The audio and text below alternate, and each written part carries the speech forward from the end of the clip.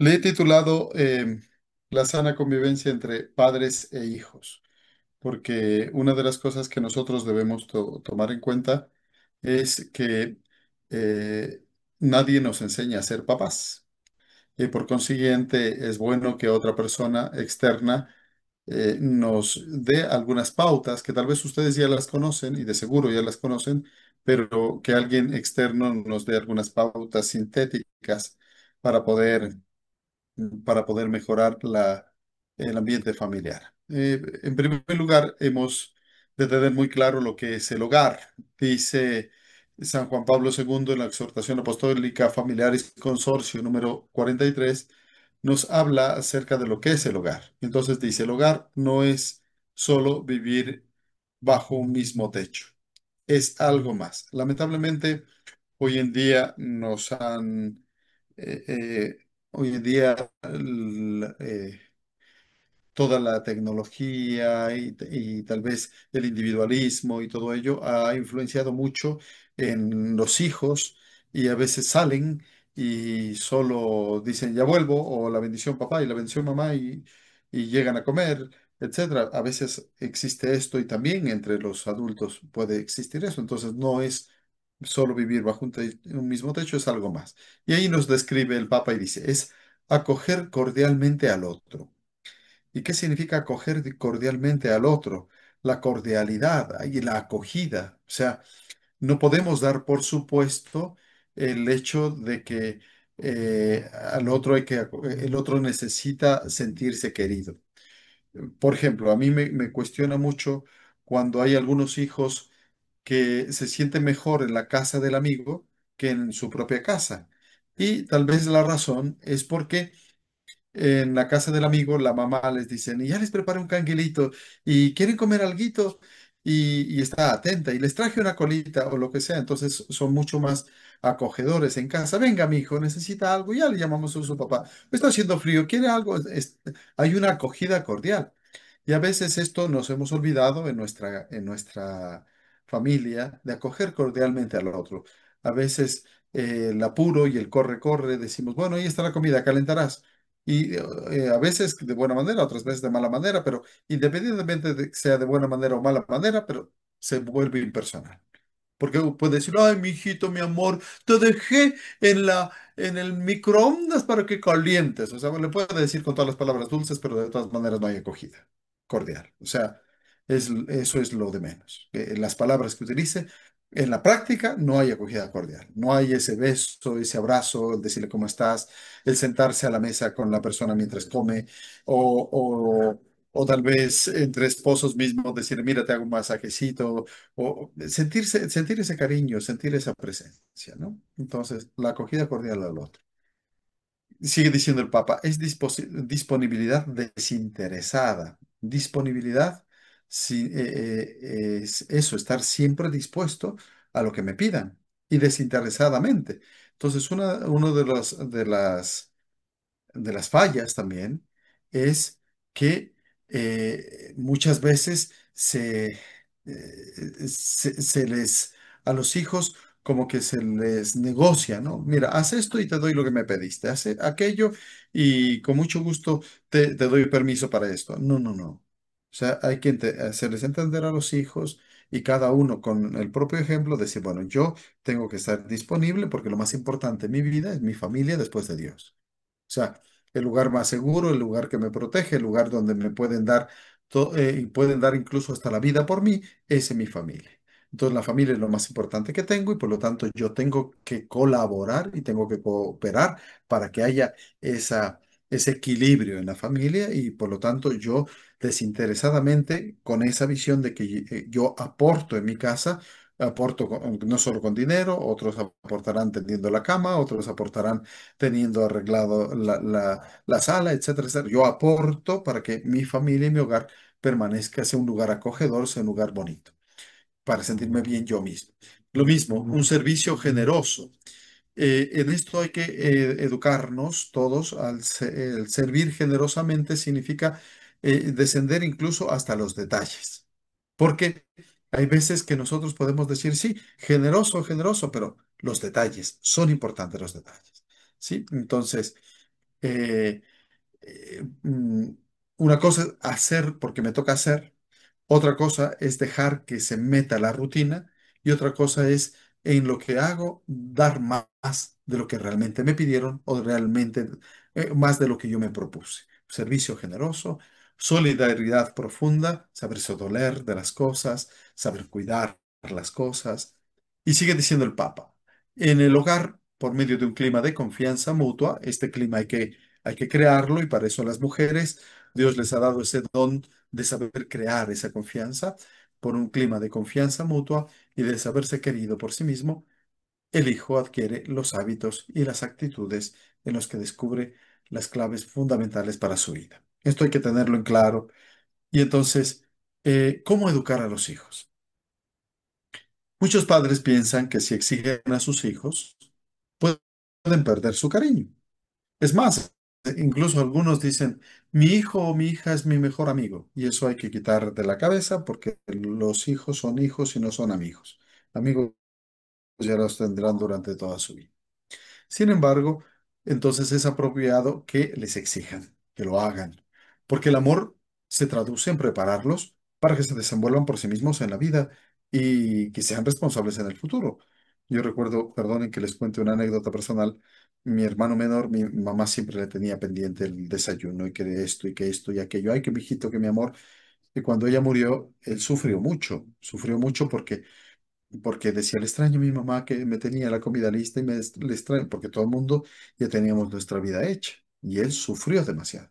Entonces, ante esta situación, nosotros hemos de aprender a exigirles, a prepararles, porque los papás no van a estar siempre con ellos, no siempre. Entonces hay que enseñarles a cocinar desde pequeños, hay que enseñarles a lavar, hay que enseñarles a tener ordenada la casa, hay que exigirles a que sean responsables una hora de salida, a una hora de llegada, sean responsables a la hora de levantarse. No es que dejarles allí, es que es fin de semana y los pobrecitos ya han madrugado durante toda la semana y ahora que descansen. No, pueden descansar una hora más, pero debemos disciplinarles, ayudarles, enseñarles. ¿Por qué? Porque la exigencia es necesaria para que ellos puedan ser responsables en su vida futura pero la exigencia debe ir acompañada, sin embargo, con el cariño, con la comprensión, no una exigencia ciega y Dios soy tu papá y tu mamá me obedeces. No, no, acompañada de cariño, comprensión. Y eso les permitirá desarrollar de una manera adecuada todas las actitudes, todas las capacidades, todo lo que, las aptitudes también para lo que son aptos ellos, irán desarrollando paulatinamente. Entonces, concierne a los padres que los hijos aprendan a enfrentar las consecuencias de sus actos, ¿sí? No hay que, no hay que sobreprotegerles. Si se equivocan, pues que se equivoquen. Y si se frustran, pues que se frustren. Y si tienen que llorar, pues que lloren, ¿no? No podemos sobreprotegerles. Este, y este aprendizaje debe ser gradual, debe ser de acuerdo a la edad en que se encuentran. O sea, no podemos intentar proteger de que mi hijito, y para que no se enoje, le concedo esto. Y es que hizo esto, no pasa nada, mi hijito. No, no, no. Que asuma las consecuencias. Es necesario. También que sepan tomar decisiones. Y esto es importante en todas las etapas de la vida, porque a veces los papás, sin darse cuenta y por el camino, cariño exagerado que tienen, ¿qué es lo que hacen? L- los papás hacen, quieren que sus hijos hagan lo que ellos quieren en el fondo, ¿no? Y los papás son los que toman decisiones. A mí me decía un chico, me dice, "Vea, padre, yo estudié derecho, pero nunca me gustó el derecho".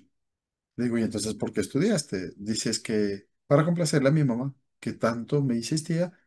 Digo, ¿y qué te gusta a ti? Dice, la música, pero me dicen que la música no sirve para nada y que de eso no voy a sobrevivir y que por eso estudié derecho, pero yo no ejerzo el derecho porque me siento frustrado, o sea, no es lo mío. Ya saqué mi título, pero siento que no me sirve de nada, me siento vacío. Y eso puede suceder. Entonces, los papás tienen que dejar que los hijos tomen decisiones, aunque sean decisiones equivocadas, porque así van a aprender.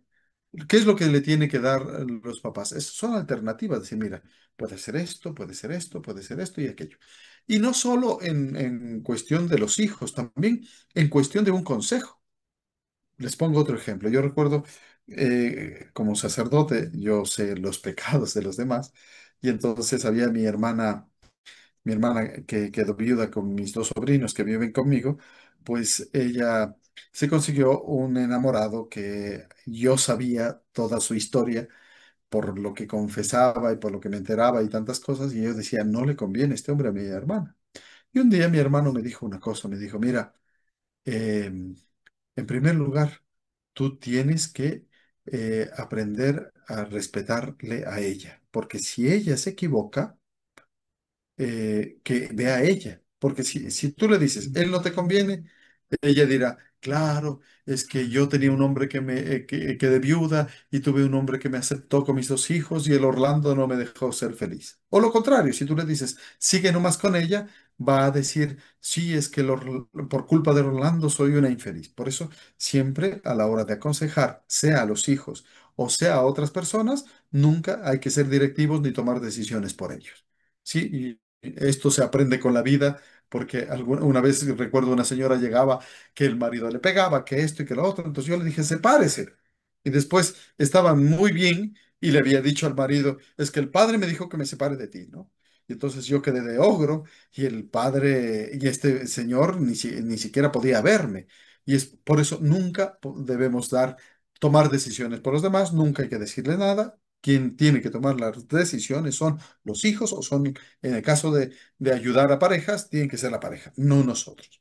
Entonces, es que sepan tomar decisiones, adquirir responsabilidades, superar errores, aceptar las equivocaciones, que son experiencias inevitables, y eso van constituyendo oportunidades para ir aprendiendo e ir creciendo. También concierne a los padres que los hijos comprendan que algunas veces no significa no debes o no te conviene. ¿Sí? Porque si es que uno le dice sí, sí, sí, sí, al final lo maleduca al hijo. No, es no te conviene o no debes hacerlo para que después no te lamentes. Entonces, por otro lado, también considera a los padres que exigir a los hijos que cumplan las funciones y los encargos que les corresponde o se les delega. Ahora, otra, otra de las virtudes perdón, una de las virtudes que nosotros debemos aprender a manejar y a equilibrar son la firmeza y la ternura. ¿Sí? Yo les decía que hay que exigir a los hijos y por consiguiente una de las formas de exigir es la firmeza. ¿Y qué es la firmeza? La firmeza no podemos confundirla con dureza y de ser tajantes y gritar y decir y yo mando aquí. No, no, no, eso no es firmeza. La firmeza es saber delimitar l- las cosas. Por ejemplo, si nosotros vamos por la calle, vemos en la calle que está un semáforo en rojo. ¿Qué es lo que me dice? No pasas. O en la autopista vemos que hay dos líneas amarillas que dicen no rebases. O sea, siempre en la vida tendremos limitaciones y normas que nos limiten. Entonces hay que saber limitar. No hay que saber dejar a la voluntad del hijo y no hay que saber dejar a la voluntad del otro. No, no, hay que saber limitar. Eso es firmeza. O sea, decir, mira, yo soy tu papá o yo soy tu mamá y por lo tanto, eh, eh, aquí se levanta a esta hora, se come a esta hora, se merienda a esta hora, sales, bueno, sales, pero a esta hora regresas, etcétera, etcétera. O sea, ¿por qué? Porque, y en esto, sobre todo, para ser firme, para ejercitar la firmeza, es necesario, en primer lugar, el diálogo entre los esposos. Porque puede ser que el uno delimite las cosas y el otro le contradiga y le quite autoridad al esposo.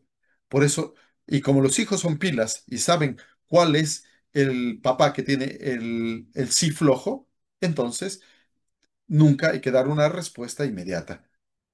Cualquier cosa que pidan, se les dice, ya voy a consultar con tu papá o ya voy a consultar con tu mamá. Ya te doy una respuesta. Se los deja sin piso porque saben que los dos van a tener la misma respuesta. Entonces no hay que apresurarse a la hora de tomar una decisión o a la hora de que ellos le pidan algo. Entonces firmeza es limitar, es exigir para lograr desarrollar lo que potencialmente está en aquel que Entonces, no hay que olvidarse de eso, la firmeza hay que ejercitarla con amor, no con dureza, con amor. Entonces, la autoridad paterna y la autoridad materna tienen una gran importancia en la constitución del comportamiento y por eso esa autoridad no debe contradecirse, porque si no, el uno dice una cosa y el otro dice otra cosa y al final el hijo no tiene una base sólida y al final pensará que aquí en la vida se trata de convencerle al más débil y ya está, y de eso no se trata. La autoridad mal ejercida es destructora. Cuando uno dice es que yo soy tu padre o yo soy tu madre y me respetas por eso. No, no, hay que saber dar razones. Dar razones, decir, mira, te pido esto es por esto, te digo esto es por esto. Y mal ejercida es cuando sobre todo viene la parte de la agresión o el callarse, el ser mudo y decir yo soy el que mando aquí. No, no se trata de eso, porque eso va creando patrones en los hijos de que si ellos ven que mi papá para mandarme algo tuvo que sacarse la correa, entonces eso se les queda grabado en la mente y cuando ellos sean papás decir, de esta forma mi papá me exigía. Y basta mirar en nuestra propia historia. ¿Cuántas veces escuchamos? Es que mi papá me hacía esto, mi mamá me exigía de esta manera. No es como ahora, es que antes era de un golpe, etcétera, etcétera. O sea, eso hay que cortar, ¿sí? Hay que cortar y para eso no hay que ejercitar la autoridad destructora. Hay que callar cuando esté enojado y hay que saber dialogar, que es lo importante. El diálogo, el dar razones, eso es lo que forma más que un palazo o un chancletazo, ¿sí? Entonces, todos necesitamos rigor, todos necesitamos rigor en la salud, en el deporte, en el estudio y en todos los aspectos de la vida, pero una cosa es rigor con firmeza, limitando las cosas, y otra cosa, en cambio, es a golpes o a gritos, que eso no funciona, porque aparte de que la pasa mal usted, la pasan mal los demás también. Y se gasta energías inútilmente. Entonces, otro de las virtudes que debemos ejercitarnos para formar bien a los hijos es el diálogo. ¿Y qué es el diálogo? En toda familia se habla, se intercambia palabras, pero no se dialoga. ¿Cómo estás? ¿Cómo estás, mijito? ¿Cómo está mi amor? ¿Cómo le fue? ¿Y cuál es la respuesta? Bien, bien, bien, bien. Y nada más. Eso no es diálogo, ¿sí? ¿Y qué tal la profesora en la escuela? Bien.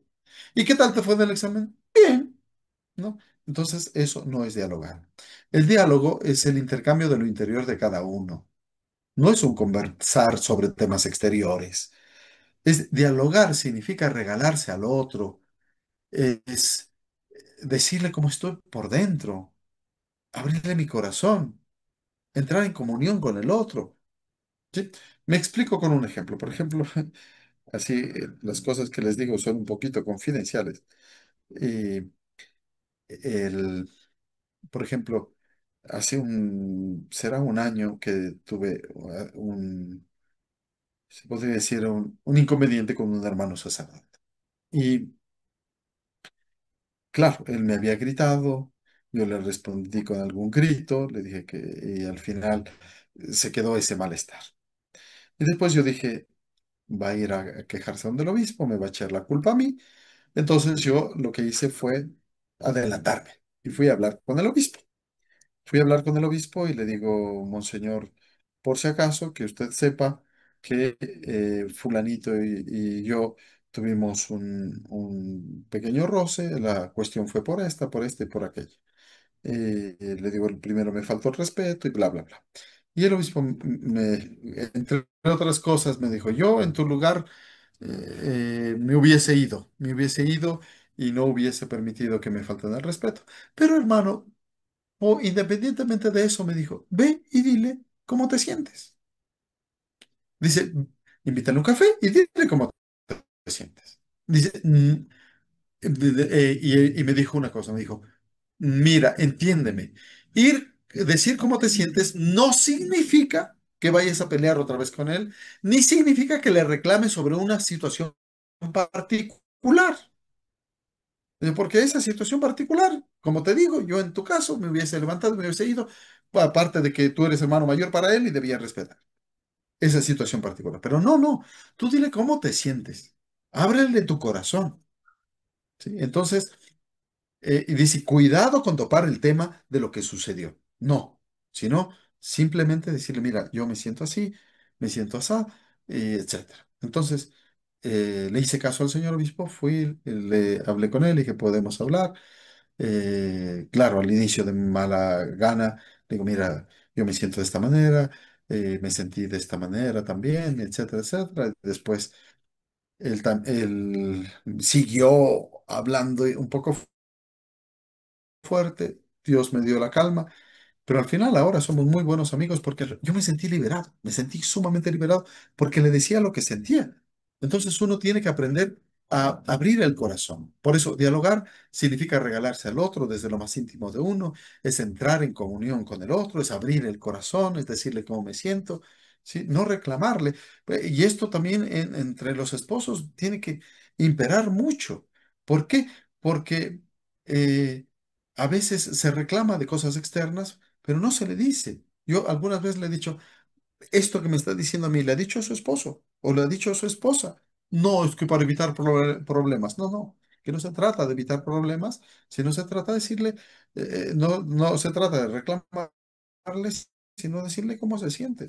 Esas cosas liberan. Cuando uno sabe dialogar y le dice lo que tiene por dentro, las angustias, las esperanzas, las alegrías, las cosas que tiene heridas, esas cosas liberan mucho. Y eso hay que aprender a dialogar en familia. Dialogar es intercambio de corazones, es fusión de corazones. Y un factor importante para dialogar es saber escuchar, ¿sí? Porque hay veces que no le dejamos hablar a la otra persona. Y un buen oyente es aquel que brinda al otro la libertad de ser como es a la otra persona. Porque hay veces que preguntamos algo y no nos gusta lo que nos responden. Y queremos que en el fondo respondan lo que a nosotros nos gustaría que respondan. O sea, es un poco absurdo. La otra persona es como es y tiene su propia historia y tiene su propia vida, ¿no? Entonces, yo hoy en la mañana me ponía a reflexionar y lo puse en oración también cuando un amigo mío me dice, Padrecito, y hoy tiene el día libre, tiene el día libre, entonces le mando todas las misas que tengo. Me dice, uff, está a full, a full, a full. Le digo, un poquito, le digo así, ¿no? Y después me dice, no, es que está a full.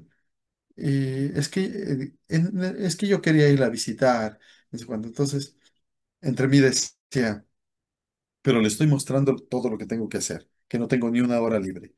Y me dice ahora que quiere, pero después me pongo a pensar y digo, no, o sea, es él, es su manera de ser, tal vez él tendrá esa ilusión de verme, esa ilusión de saludarme, y yo en cambio estoy centrado en mis cosas y estoy centrado en lo que sea, pero podría saludar lo que sea 5 minutos, podría hacerlo.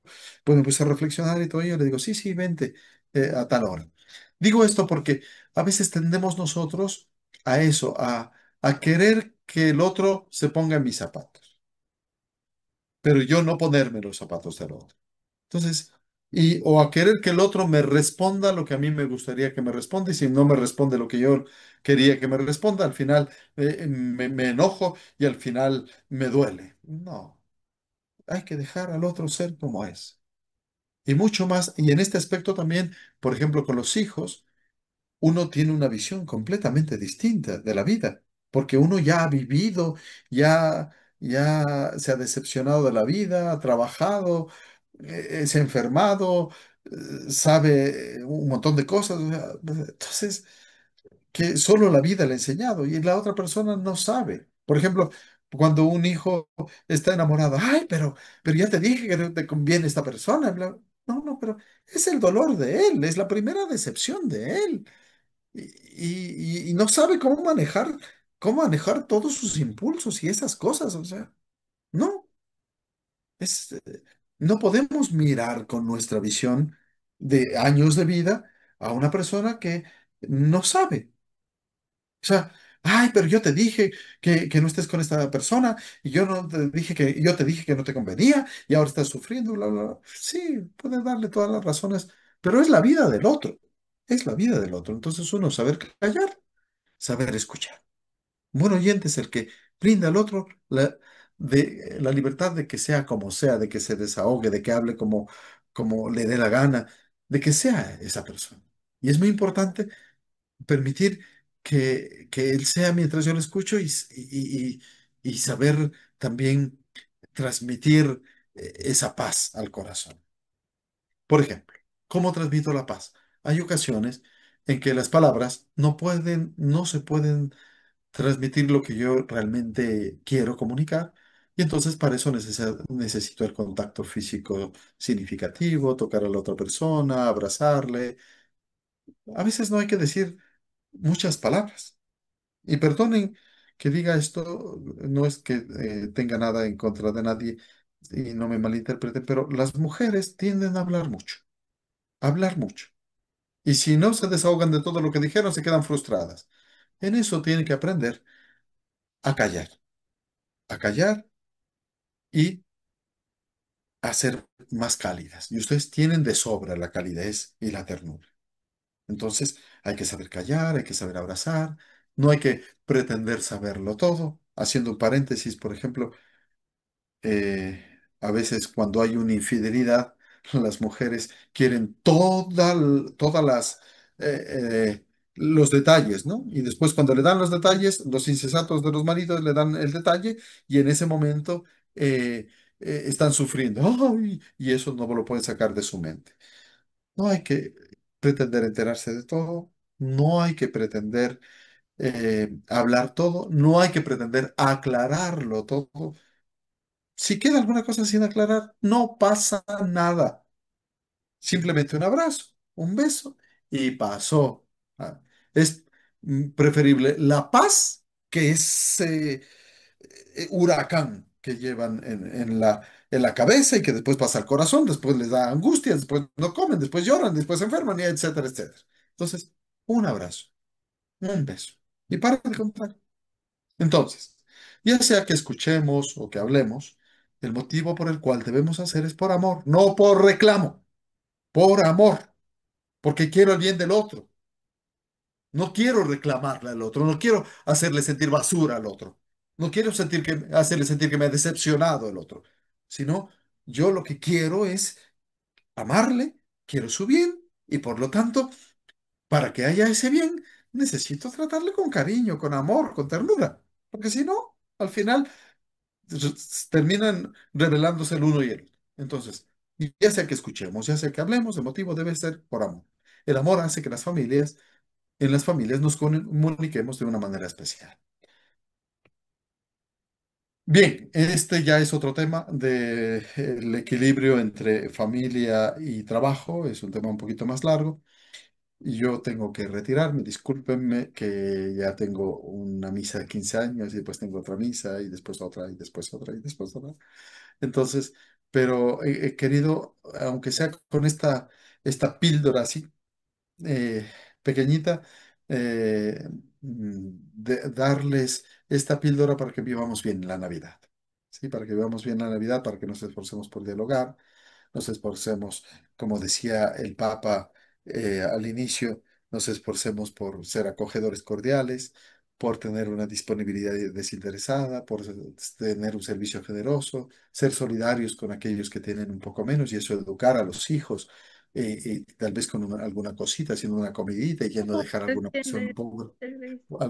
persona pobre que nosotros conozcamos o lo que sea, crear ese clima de confianza bonita, que haya un momento de compartir grande, que se abracen mucho, que hablen menos y que escuchen más, que sepan ser más tiernos y que pongan límites a sus hijos. Yo creo que con esto vamos a vivir bien la Navidad, esforcémonos para cambiar, para que nuestros hogares sean mejores y también con esto podamos ayudar a otros para educar a sus hijos y también para sostener el hogar.